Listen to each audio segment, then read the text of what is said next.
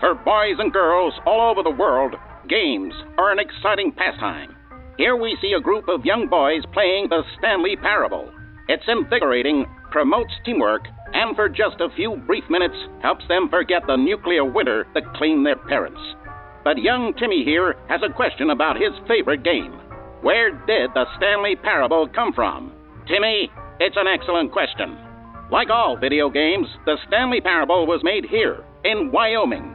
From a young age, children are trained in the art of programming. Today, this young girl will learn C#, Visual Basic, and high-level assembly language.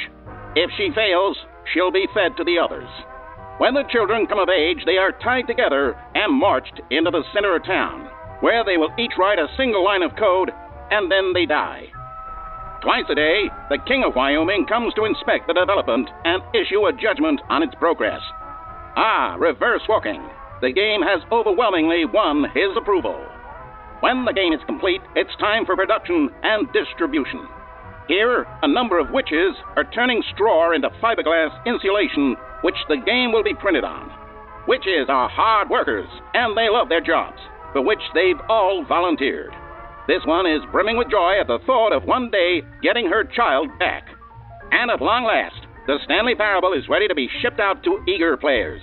All over the country, thousands of citizens have descended on their local Game-O-Plex to try it out for themselves.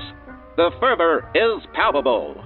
The tragedy strikes when just 30 seconds into the start of the game, the crowd becomes enraged by it and erupts in a bloody riot. It's the worst game they have ever played. Tonight, millions will die.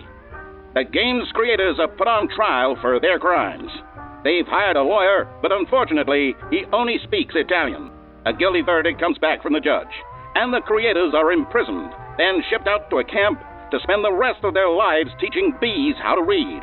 It's a futile task. Bees can't read.